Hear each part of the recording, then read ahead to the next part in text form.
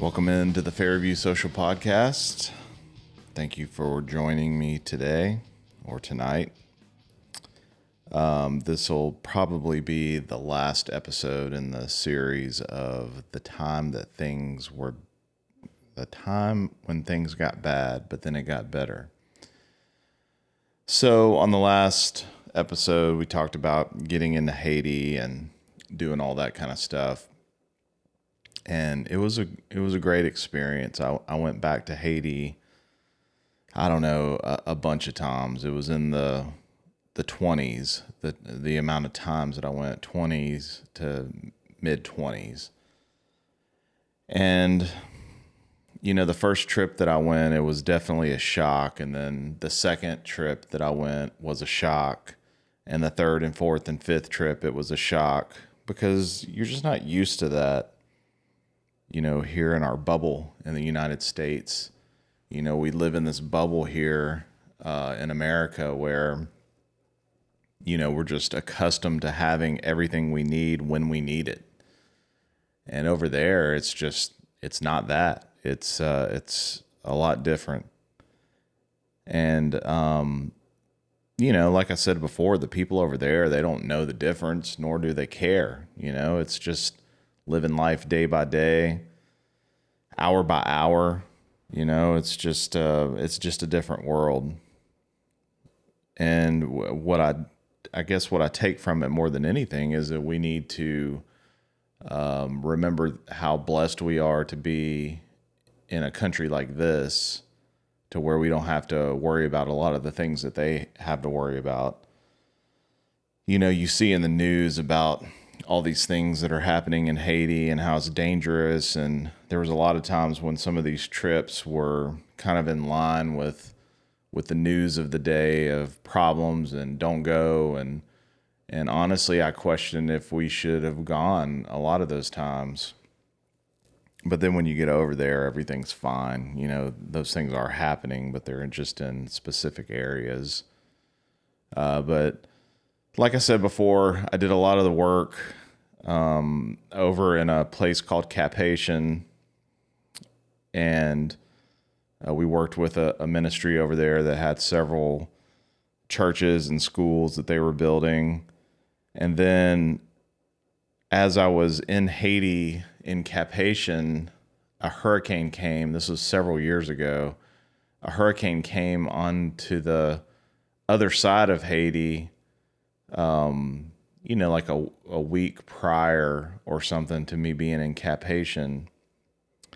And the last couple of days that I was there, they were like, my friend Myron was like, "Hey, do you want to go to Haiti?" Basically, it was like a week after we got back to go work with this ministry in Port-au-Prince, in that area of just, building some temporary homes and stuff like that. And I was like, okay. I mean, it was around October, November. And at the time, in my industry, in the landscaping industry, we were kind of slow and it wasn't going to be a big deal. So I ended up going back to Haiti like a week after I got back from Cap-Haïtien. So I went to Port-au-Prince, and that's a totally different world than Cap-Haïtien.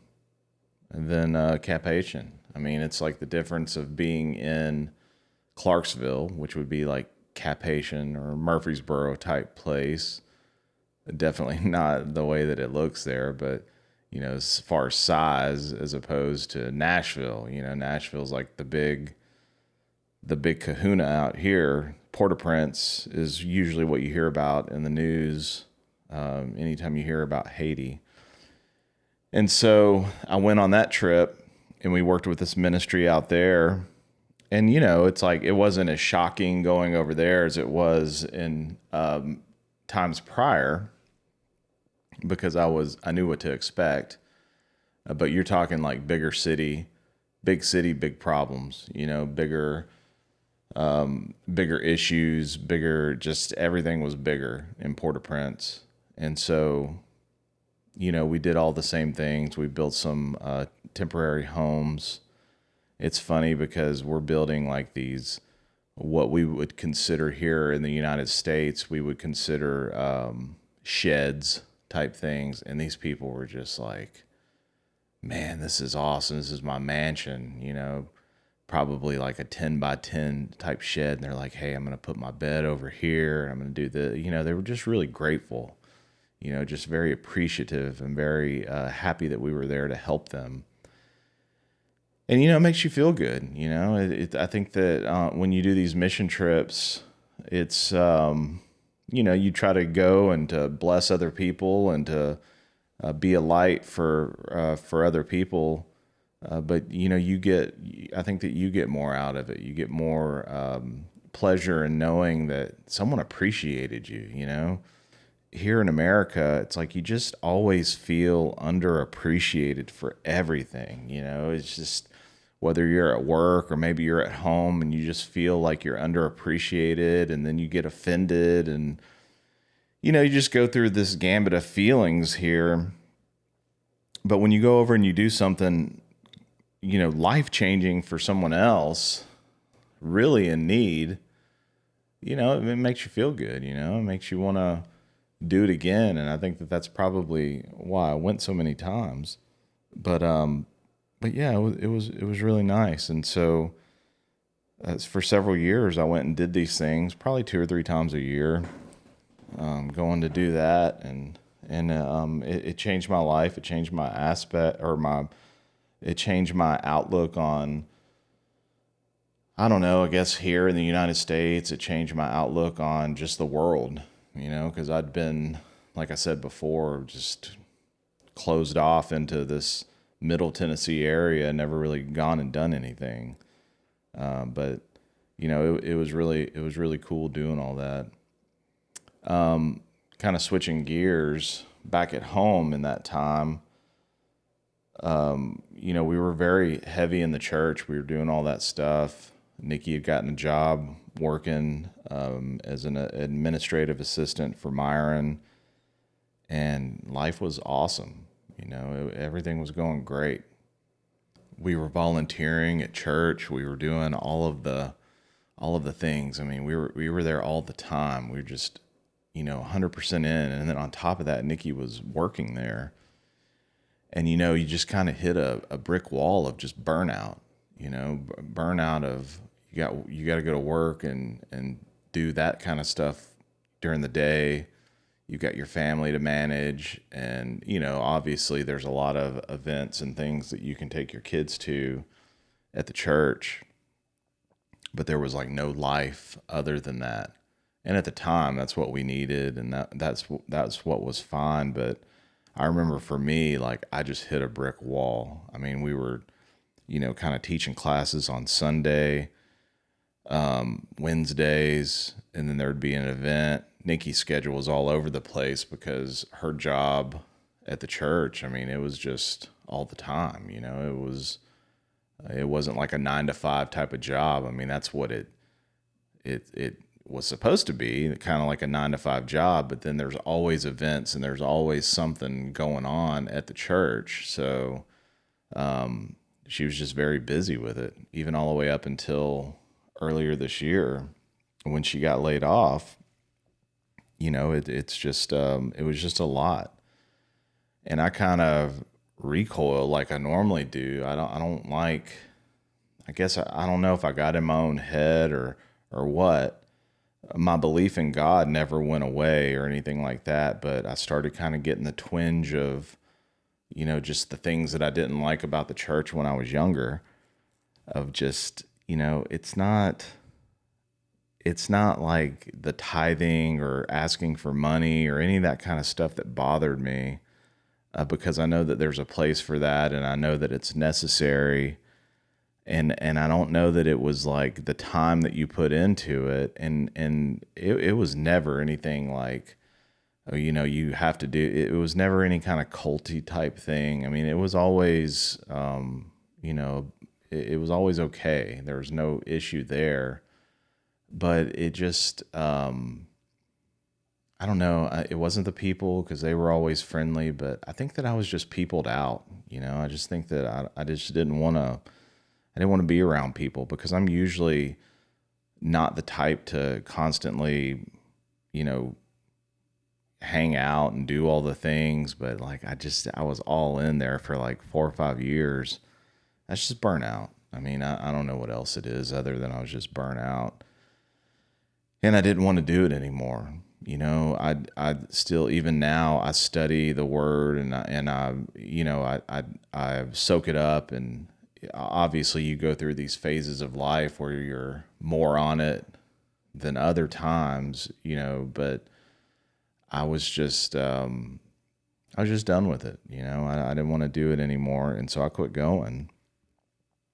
I feel like I got more of an education of what I wanted, and learning the word and learning all those things, studying on my own, because I know that we're called to be around other people and to worship together and do all those things. But the way that I am, I'm just like a private person.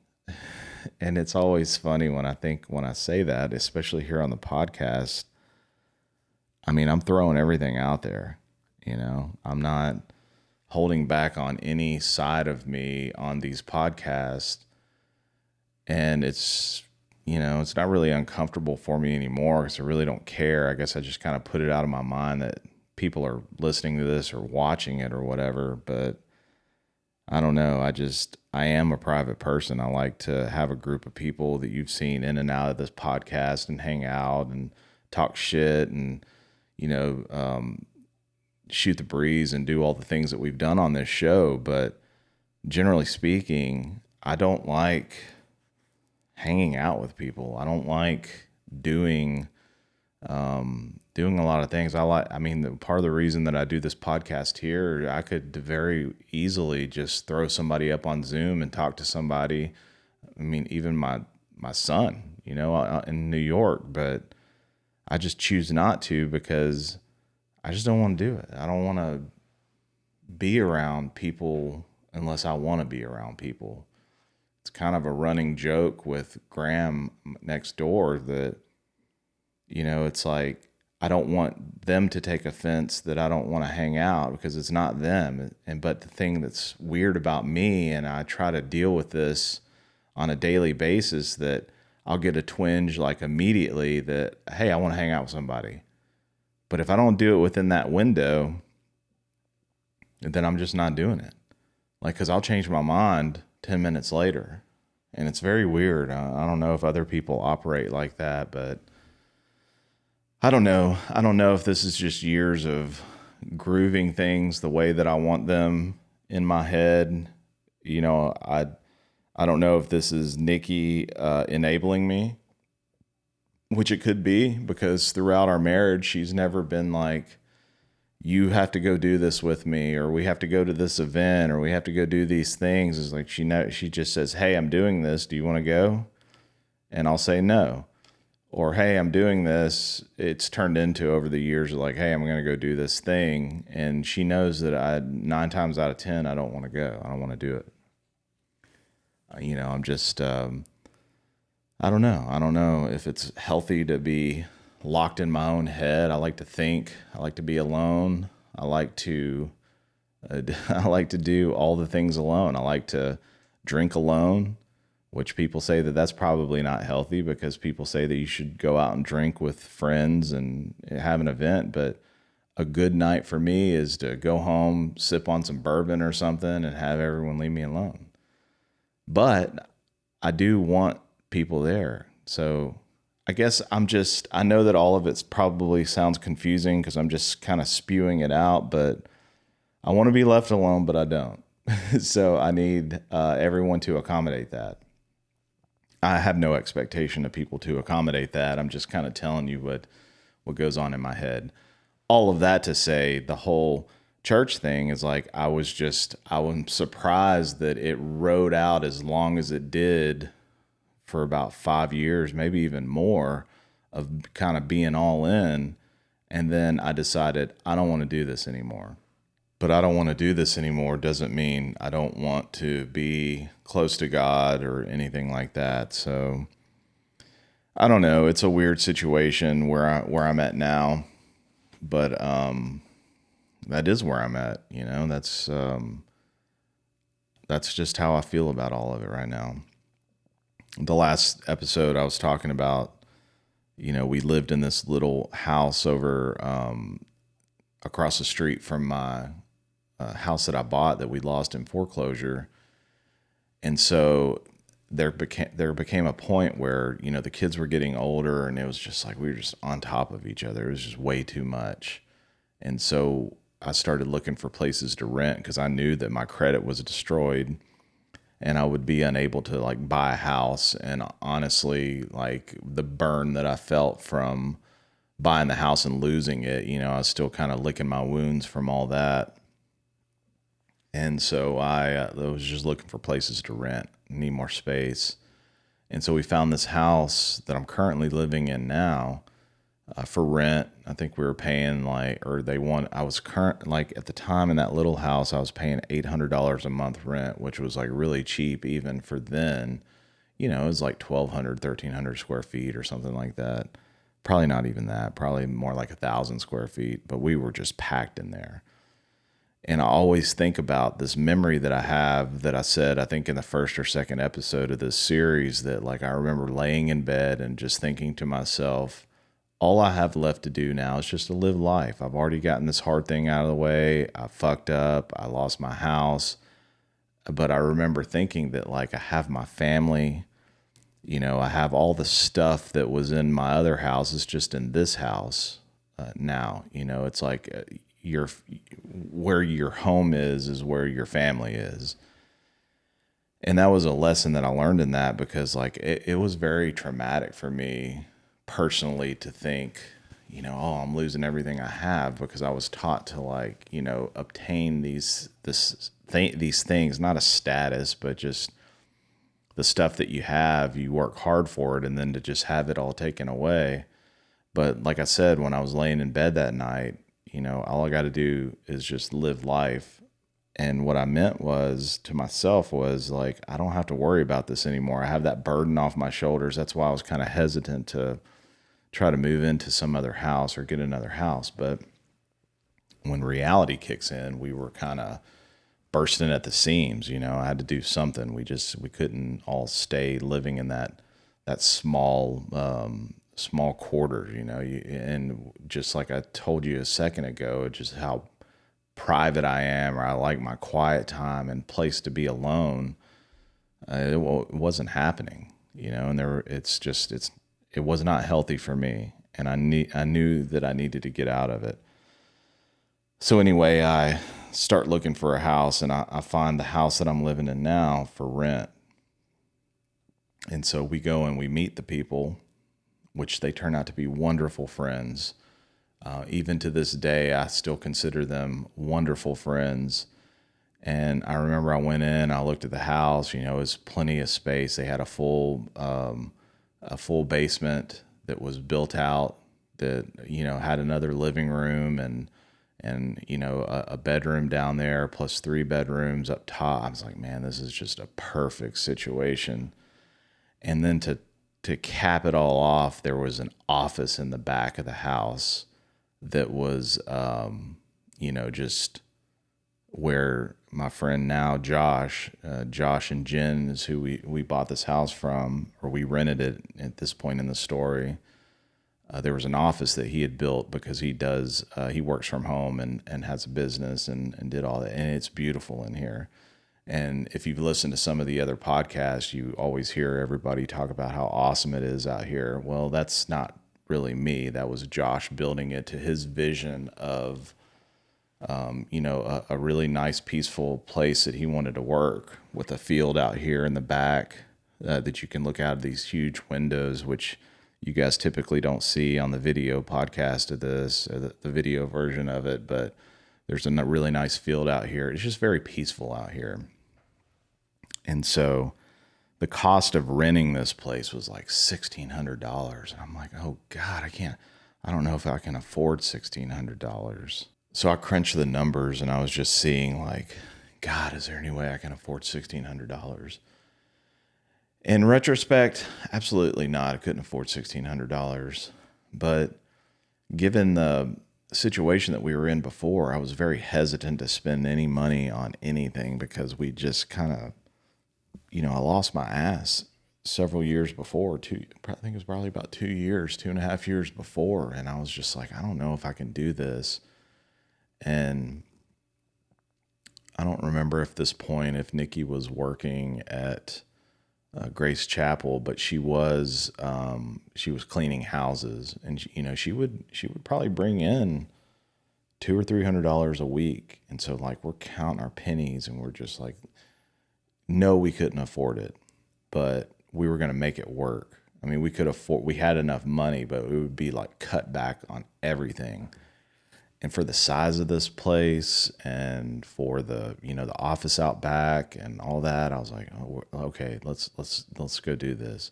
And so we go meet Jen, and she's wonderful. She's just, one of the sweetest people that I've ever met. And she was very accommodating. They have a really, really big family. They were all living here at the time, and they were moving out to Thompson Station.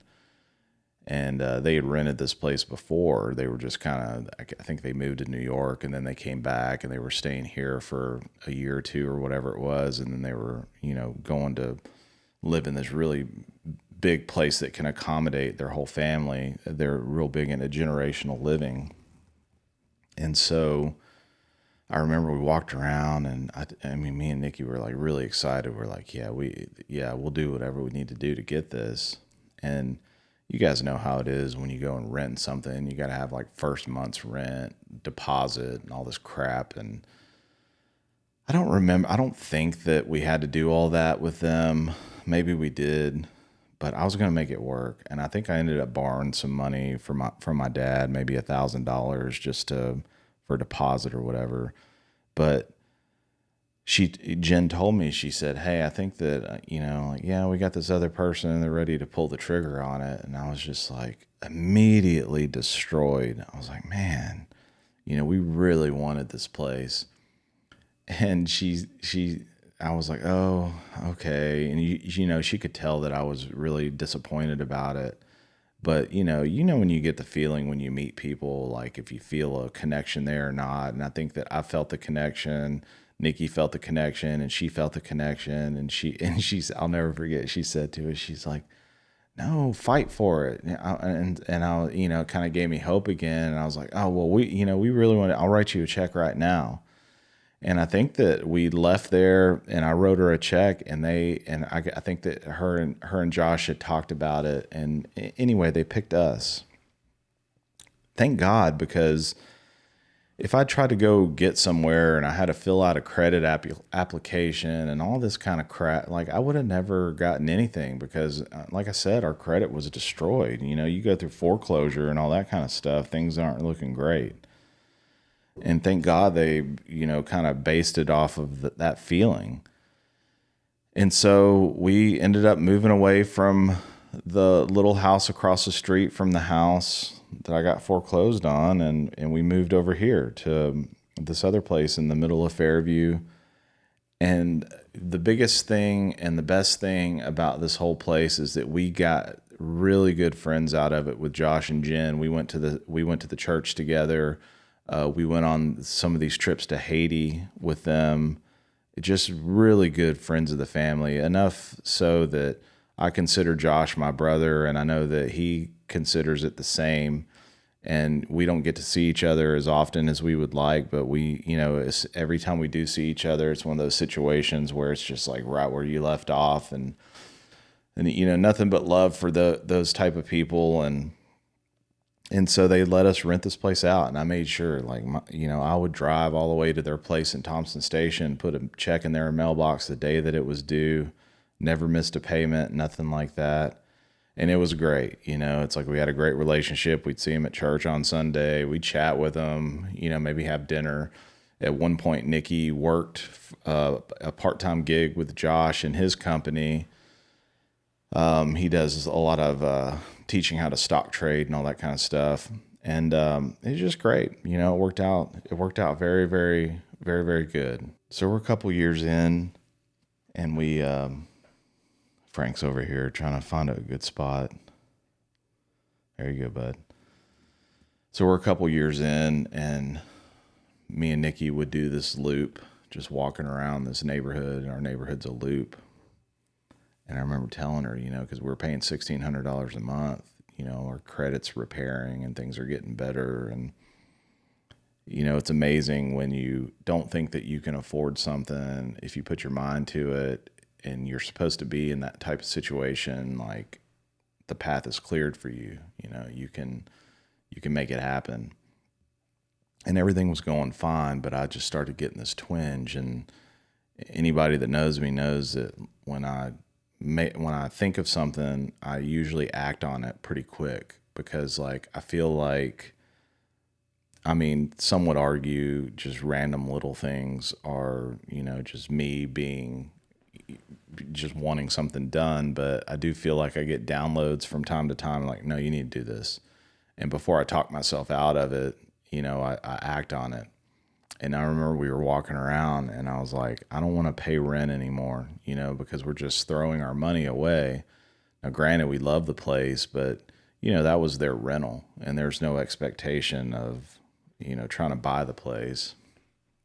So as we're having this conversation, we're literally like 10 houses down from where we were living at the time, and there was a house for sale.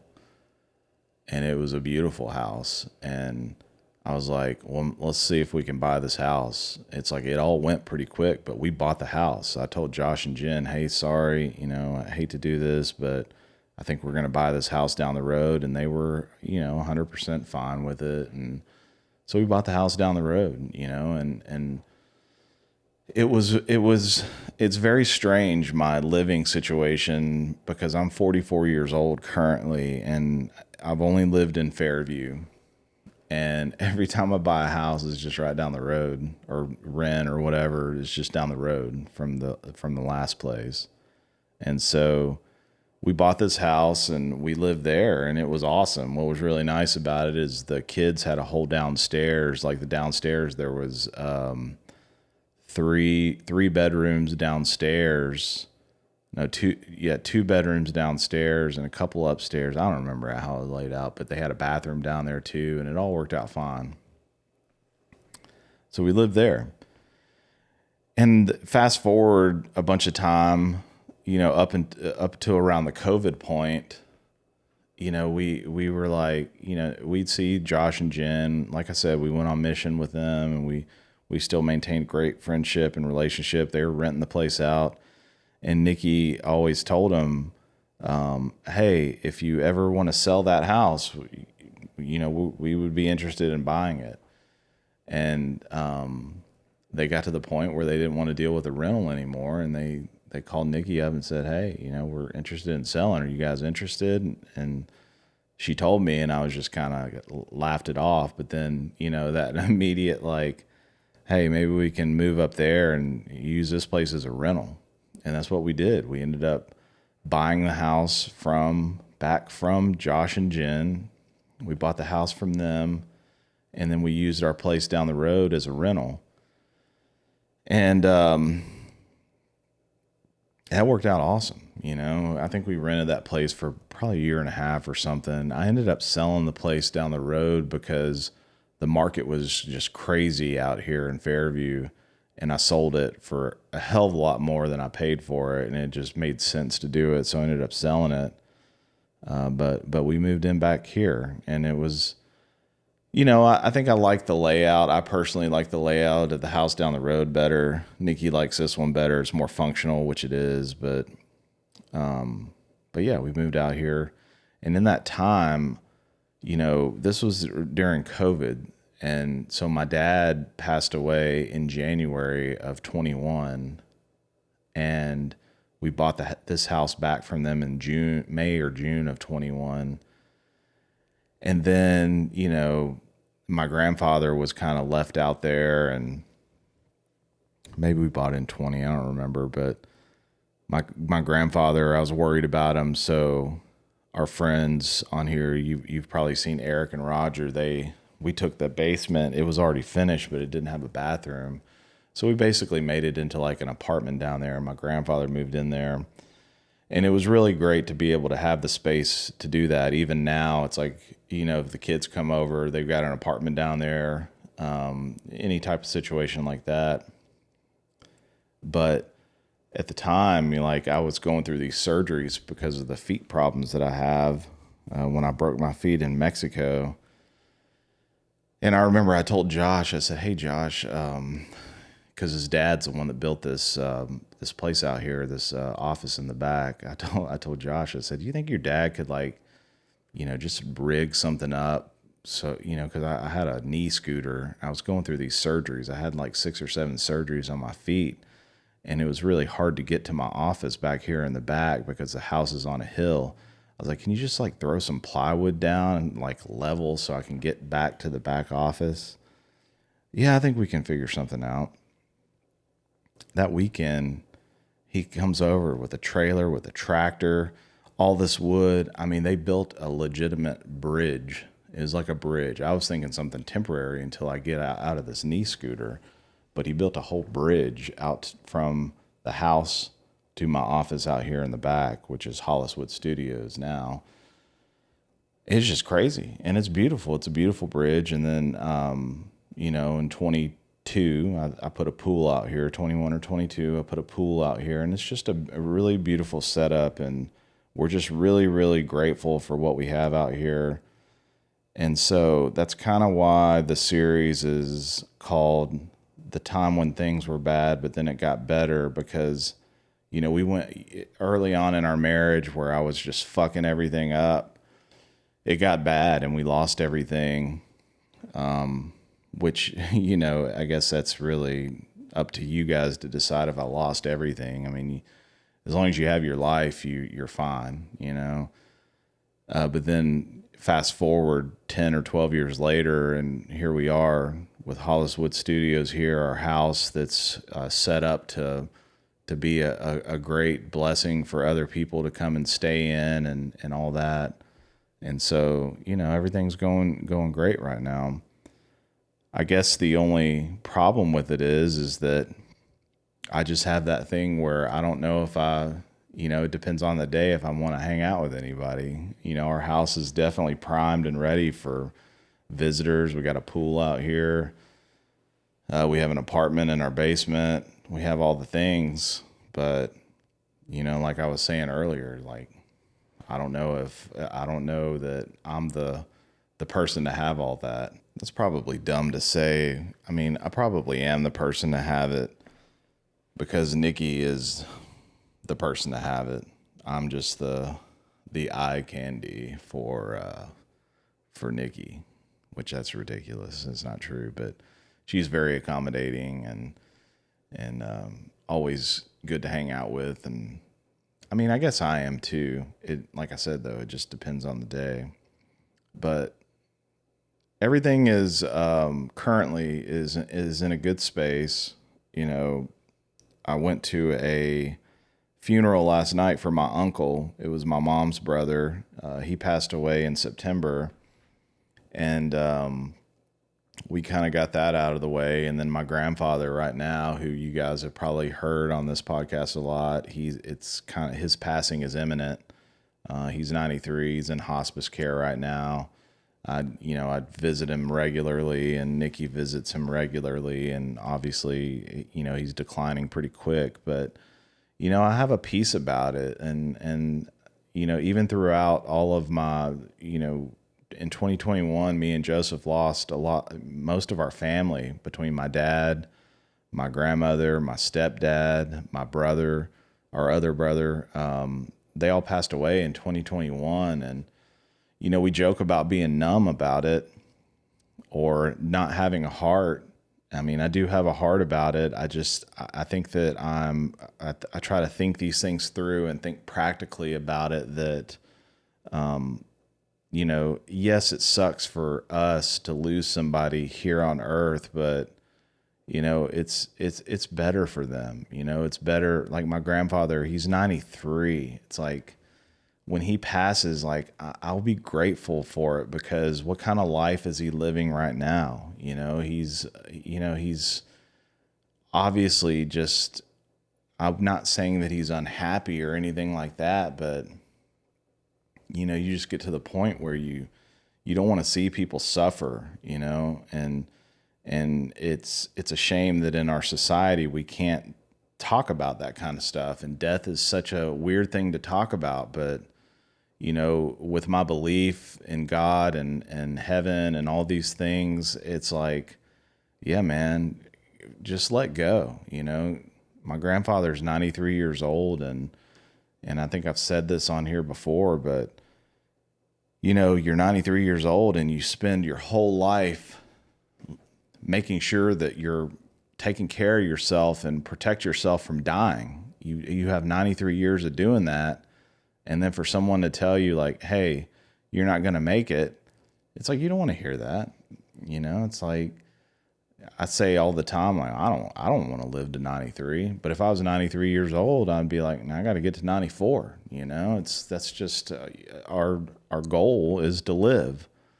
And so, you know, when people give up on it, that's when they go. But I'm hoping that it's like not so much a give up type situation, but more of like hey, it's okay to let go. It's okay to go into this next phase.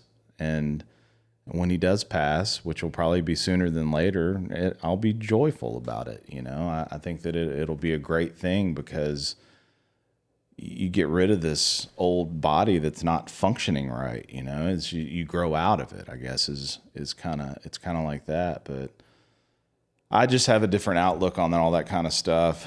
And it would be different if it was, you know, for, you know, my close family, or, you know, my kids or my wife or something like that. But even with my dad, you know, when my dad passed away, it was COVID protocol, so nobody could go up there and see him except for me, because I was going in there just kind of getting the information and reporting back to my family. And I went up there every single day, and I'm watching him decline, watching him suffer, watching him all of these things. And it's just like, I wish upon you to not have to deal with this anymore.